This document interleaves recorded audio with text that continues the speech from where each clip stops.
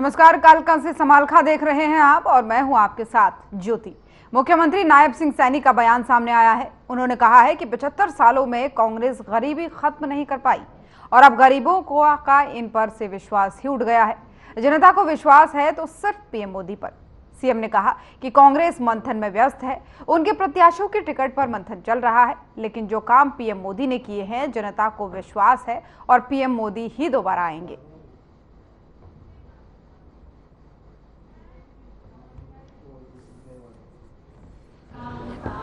और आकर के मैंने महाराज जी के चरणों में शीश भी नवाया है, लंगर भी लिया है और मैं देखा है कि यहाँ पर हजारों की संख्या में निष्काम भाव से, निस्वार्थ भाव से यहाँ सेवाएं भी देते हैं और लोगों के लिए लंगर यहाँ उपलब्ध रहता है।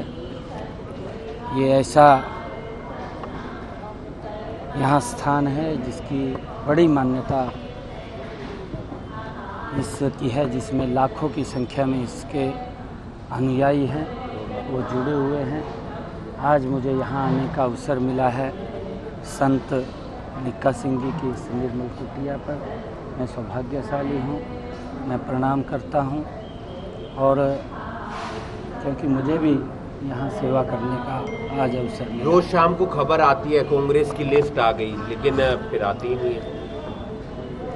देखिए, क्योंकि मैं अभी यहाँ बाबा संत निक्का सिंह जी के स्थान के ऊपर हूँ और सभी दल अपने अपने तरीके से काम करते हैं।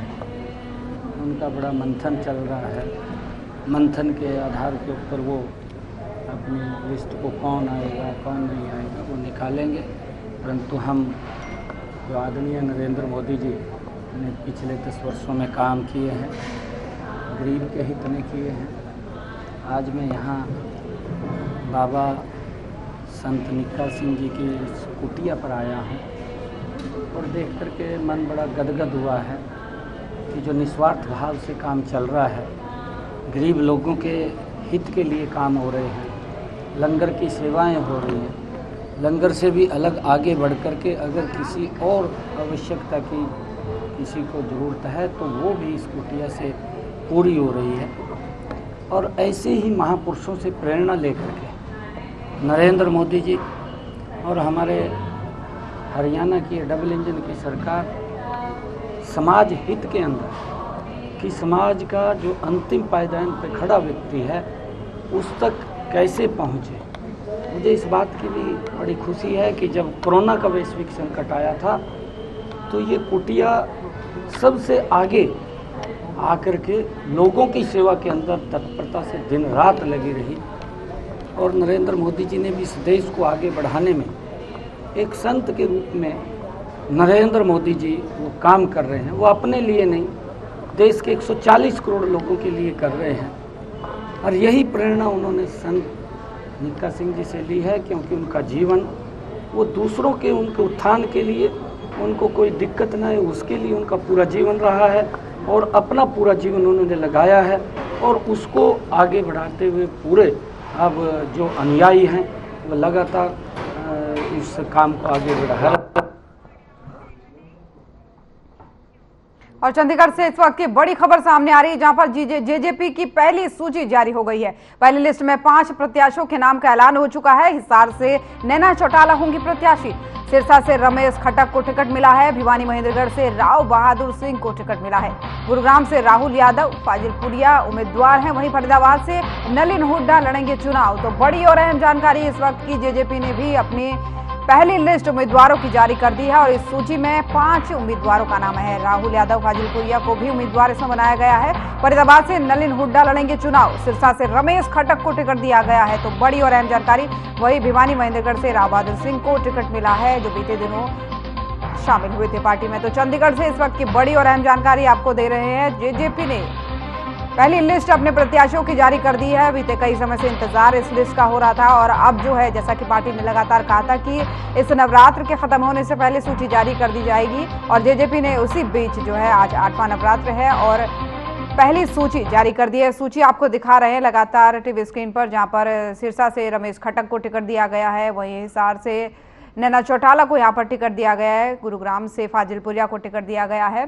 तो लगातार ये अपडेट आपको दे रहे हैं टीवी स्क्रीन पर। वो लिस्ट भी आपको दिखा रहे हैं जो पार्टी ने जारी कर दी है, जिसमें 5 उम्मीदवारों का नाम है जेजेपी के, और जिसमें से महेंद्रगढ़, भिवानी, गुरुग्राम, सिरसा, हिसार, इन सीटों पर उम्मीदवारों के नाम का ऐलान हो चुका है। तो बड़ी और अहम जानकारी इस वक्त की हरियाणा की सियासत में चंडीगढ़ से आपको बता रहे हैं, जहां पर जेजेपी ने अपनी पहली लिस्ट जारी करते हुए प्रत्याशियों की 5 उम्मीदवारों के नाम का ऐलान कर दिया है।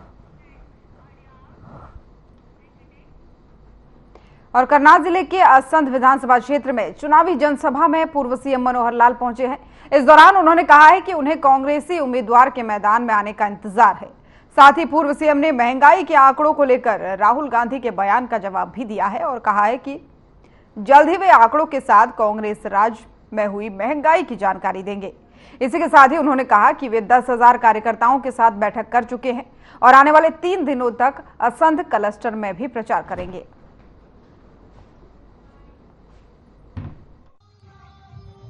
लोकसभा का चुनाव है, तो इस लोकसभा के चुनाव के नाते पहला मेरा एक राउंड पूरा कार्यकर्ताओं के सम्मेलन के नाते हुआ था।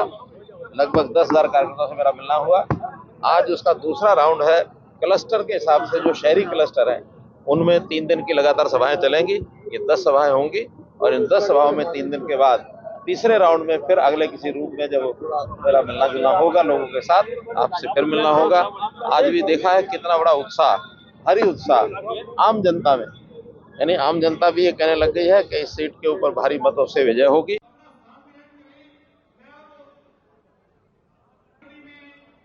हरियाणा के वित्त मंत्री जेपी दलाल से हमारे सहयोगी ओपी शर्मा ने खास बातचीत की है।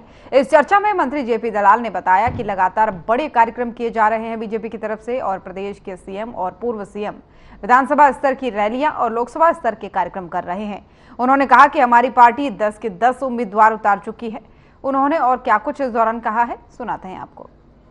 में लोकसभा चुनाव को लेकर प्रदेश में सियासी गहमागहमी बढ़ती जा रही है। इसी पर बातचीत करने के लिए हमारे साथ हरियाणा के वित्त मंत्री जयप्रकाश दलाल, उनसे बात करते हैं। सर, लोकसभा चुनाव को लेकर जो प्रचार चल रहा है उसको कैसे देखते हैं और अपने आप जो बीजेपी है उसको कहाँ खड़ा हुआ देख रहे हैं? हमारी पार्टी 10 की 10 कैंडिडेट दे चुकी है।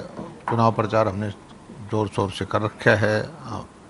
विधानसभा क्षेत्र की रैलियाँ हमारे मुख्यमंत्री जी, नायब सैनी जी, पूर्व मुख्यमंत्री मनोहर लाल जी कर रहे हैं और हमारा संगठन जो है वो गली गली घर घर तक जा रहा है।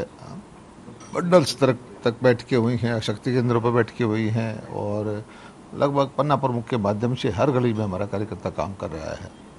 तो माहौल एक तरफ अच्छा है। लोगों की भावना यही है कि एक बार फिर मोदी जी को देश का प्रधानमंत्री बनाएं और हरियाणा में मुझे लगता है कि 10 की 10 लोकसभा सीटें हम जीतेंगे। सर, एक कांग्रेस और भारतीय जनता पार्टी दोनों ने ही अपने अपने मैनिफेस्टो जो हैं घोषित कर दिए हैं। अगर हम कांग्रेस की बात करें तो कांग्रेस ने अपने मैनिफेस्टो में स्वामीनाथन आयोग का जिक्र किया है और उसी के जो फॉर्मूले बताए गए थे उन्हीं के आधार पर एमएसपी जो है तय करने की बात की जा रही है। लेकिन बीजेपी एमएसपी की तो बात कर रही है लेकिन स्वामीनाथन का कहीं जिक्र नहीं है, जो एक चर्चा का विषय हमेशा से राजनीतिक रहा है और किसानों की मांग भी रही है। देखिए, किसान के लिए जितना काम हमने किया है, स्वामीनाथन रिपोर्ट को हमने लागू किया है। खुद स्वामीनाथन जी ने कहा था कि भारतीय जनता पार्टी ने मेरी रिकमेंडेशन को माना है और उसी का परिणाम है कि धीरे धीरे करके किसानों को सुविधाएं मिल रही हैं, चाहे बीमा की है, चाहे पहले फसल का भाव देने की है। हरियाणा 14 फसलें खरीदता भी है और कांग्रेस के मैनिफेस्टो में खुद ही माना है कि वो अब न्याय करेंगे। इससे लगता है कि 55 साल के उनके शासन में उन्होंने अन्याय किया है जनता के साथ और हमारा जो शासन रहा है 9.5 साल का, देश ने अभूतपूर्व प्रगति की है। इंफ्रास्ट्रक्चर पे काम हुआ है। कोरोना के संकट के बावजूद जो है 80 करोड़ लोगों को भोजन दिया, वैक्सीन दी, धारा 370 समाप्त की, राम मंदिर का निर्माण किया। हमारे जो है मेडिकल कॉलेजेस पहले से दुगने बनाए, हाईवेज पहले से दुगने बनाए, एयरपोर्ट का पहले से ज़्यादा बनाए, पोर्ट पे काम चल रहा है, इलेक्ट्रिफिकेशन रेलों का चल रहा है। तो विकास सारी दुनिया मानती है कि सबसे तेज़ गति से हमारा विकास हो रहा है। जीडीपी हमारी बढ़ रही है और भारत आर्थिक शक्ति के रूप में उभर रहा है। सर एक बात करें तो इस वक्त फसल खरीद का जो है वो समय चल रहा है, मंडियों में जो है गेहूं और सरसों की फसलें आई हुई हैं। विपक्ष कहीं ना कहीं आरोप लगा रहे हैं कि सरकार ने जो है सही तरीके से प्रबंध नहीं किए। वहीं आपके पूर्व सहयोगी दुष्यंत चौटाला कहने हैं कि सरकार चुनाव में चली गई है और मंडियों में जो है वो ठेकेदार खरीद कर रहे हैं, जिससे किसान परेशान है, सरकार इस पर ध्यान दे। बहुत अच्छी खरीद चल रही है, सरसों की मंडियां लबालब भरी हुई हैं और गेहूं का थोड़ा सा ढीला काम है कि गेहूं की फसल इस बार लेट थी, लेकिन जो पिछले सारे साल में सरसों खरीदी उससे ज़्यादा सरसों हमने पहले ही 15 दिन में खरीद ली है। गेहूं की भी हम 18-19 लाख मीट्रिक टन खरीद कर चुके हैं। सरसों की 7 लाख मीट्रिक टन से ज़्यादा अराइवल हो चुकी है। पेमेंट किसानों के खाते में जा रही है। नहीं, कोई कांटा नहीं लग रहा है। कोई शिकायत आएगी तो हम उसके खिलाफ कार्रवाई करेंगे। और आजकल नमी है भी नहीं, सूखा माल आ रहा है। ये तो विपक्षी पार्टियाँ भ्रामक प्रचार करती हैं। किसान संतुष्ट है और किसानों की अच्छी फसल हुई है, जिससे किसानों को अच्छा लाभ मिल रहा है। एक सर हरियाणा में कई जगह पर भारतीय जनता पार्टी के जो प्रत्याशी हैं या नेता हैं, प्रचार के दौरान उनके विरोध का जो है मामले भी सामने आते जा रहे हैं। क्या इसको एंटी इनकम्बेंसी कहा जाए? आजकल आर्टिफिशियल इंटेलिजेंस का ज़माना है। कुछ सच्ची खबरें होती हैं, कुछ झूठी खबरें होती हैं।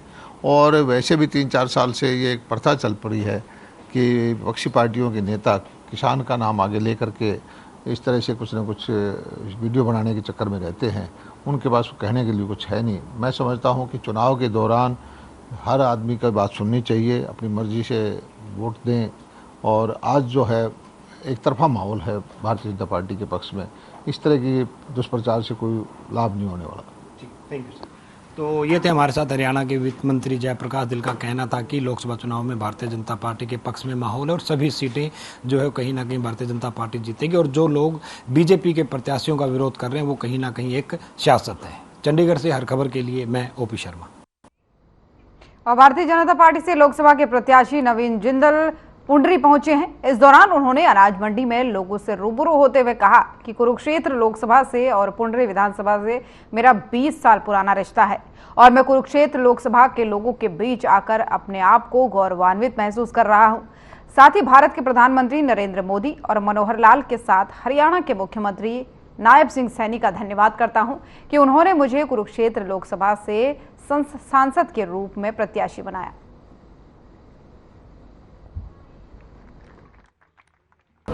बढ़िया लग रहा है और सब जगह जो है लोगों का मुझे बहुत प्यार और आशीर्वाद मिल रहा है। भारतीय जनता पार्टी के लिए, माननीय नरेंद्र मोदी जी के लिए लोगों में बहुत जोश है और मैं समझता हूँ कि कुरुक्षेत्र के अंदर हम एक ऐतिहासिक जीत की तरफ आगे बढ़ रहे हैं। कुरुक्षेत्र संसदीय क्षेत्र से आप 10 साल बाद आए हो, लेकिन पार्टी बदल कर आए हो, तो क्या लगता है पार्टी से फर्क पड़ेगा कुछ? देखिए, पार्टी से बड़ा है देश। लोगों के बीच में आया था उस समय, और आपका और मेरा रिश्ता जो है पारिवारिक रिश्ता है। ये जिंदल साहब का जुड़ा हुआ रिश्ता है। हरियाणा के पूर्व गृह मंत्री अनिल विज का बयान सामने आया है। आपको बता दें कि अनिल विज ने कांग्रेस पर वार करते हुए कहा है कि कांग्रेस के पास कोई संगठन नहीं है। कांग्रेस 10 साल में अपना संगठन नहीं बना पा रही है। जिस तरीके से बड़ी कंपनियां अपनी एजेंसियां बनाती हैं, उसी तरीके से कुछ लोग वहां गए और मोल भाव करके टिकट मिल जाए।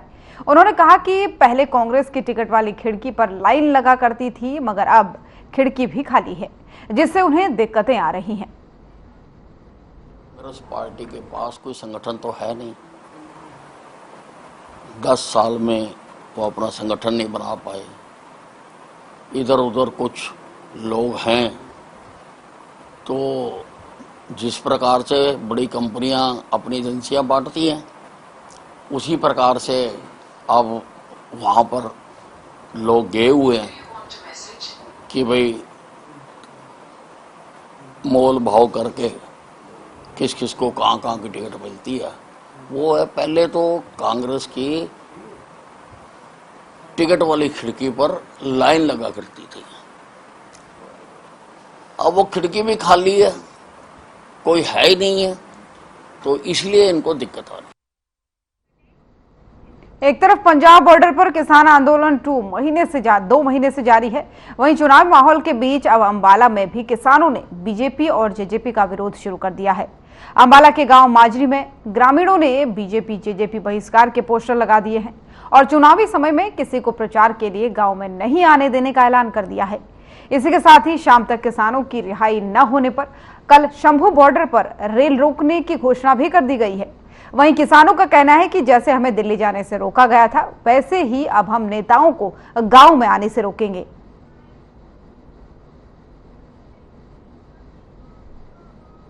जेजेपी का विरोध करना पड़ता है।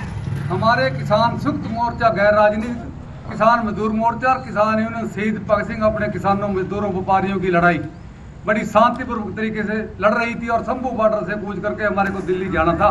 लेकिन मौके की जुल्मी सरकार ने, तानाशाही सरकार ने किसानों पर निहत्थे, किसानों पर गोलियां चलाई, आंसू बहते गोले चलाए और ट्रैक्टरों के टायरों के बीच में रिवाल्वर की पक्की गोलियां, SLR की गोलियां के जो हमारे को खोल मिले हैं। और खनौरी बॉर्डर पर हमारे किसानों को बहुत बर्बरता से कूटा है। बोरी के अंदर एक किसान को कूटकर उसकी 13 हड्डियां तोड़ने का काम और ट्रैक्टरों को तोड़ने का काम इस सरकार ने, तानाशाही ने की। कैथल में अनाज मंडियों में जगह होने के बावजूद भी राइस मिलों और प्राइवेट जगहों पर आढ़तियों और व्यापारियों ने फर्जी खरीद सेंटर बना लिए हैं। यहां पर धड़ल्ले से बिना परमिशन के गेहूं डाली जा रही है, जिसकी खरीद भी हो रही है और उठान भी। कहीं इससे सरकार के राजस्व को चपत लगाकर व्यापारियों को फायदा तो नहीं पहुंचाया जा रहा है, क्योंकि जब इन प्राइवेट जगहों पर फसल डाली जाती है तो इस फसल की डिटेल कैसे मार्केट कमेटी के पास पहुंचती है और कैसे किसानों के नाम गेट पास जारी कर दिए जा रहे हैं। यहां ना ही कोई खरीद एजेंसी का इंस्पेक्टर जाता है। इस पर मार्केट कमेटी के अधिकारियों ने कहा कि कार्रवाई अमल में लाई जानी चाहिए। जिम्मेदार अधिकारी इसको अनदेखा कर रहे हैं। नतीजतन धड़ल्ले से कई मिलों में गेहूं अब भी डाली जा रही है, तुलाई भी हो रही है और उठान भी। देखो, नियम के अनुसार तो हमारे पास यहाँ पे 3 मंडियाँ हैं कैथल में, तो उसमें जो भी है आवक आएगी उन्हीं में आएगी। ऐसे अनऑथराइज जगह पे स्टोरेज कर नहीं सकते, तो इसके रिगार्डिंग हम इस पे निरीक्षण करेंगे, खुद अधिकारियों को भेजा जाएगा। ऐसे कुछ मामला संज्ञान में आता है तो उचित कार्रवाई हम करने की कोशिश करेंगे।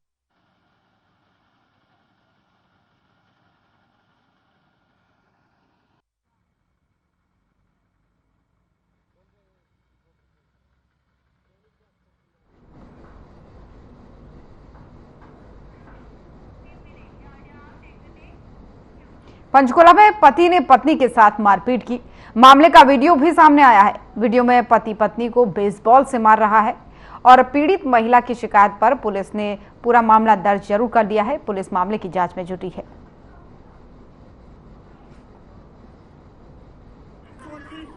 जो हमें पत्नी की तरफ से शिकायत मिली थी, उस पर हमने FIR दर्ज कर दी है और पति को भी अरेस्ट करके जल्द ही मामले की पूरी गहनता से तफ्तीश करके जो भी मामला में सामने आएगा उसके अनुसार कार्रवाई करेंगे। तो महिला द्वारा क्या शिकायत दी गई थी सर? उस पर पति के ऊपर आरोप लगाए हैं मारपीट के जी, उनके अनुसार कार्रवाई करेंगे। तो कोई वीडियो भी आया है जिसमें कोई एक वीडियो आज ही मेरे संज्ञान में आया है, उसके रिकॉर्ड में लेके उसके अनुसार कार्रवाई करेंगे।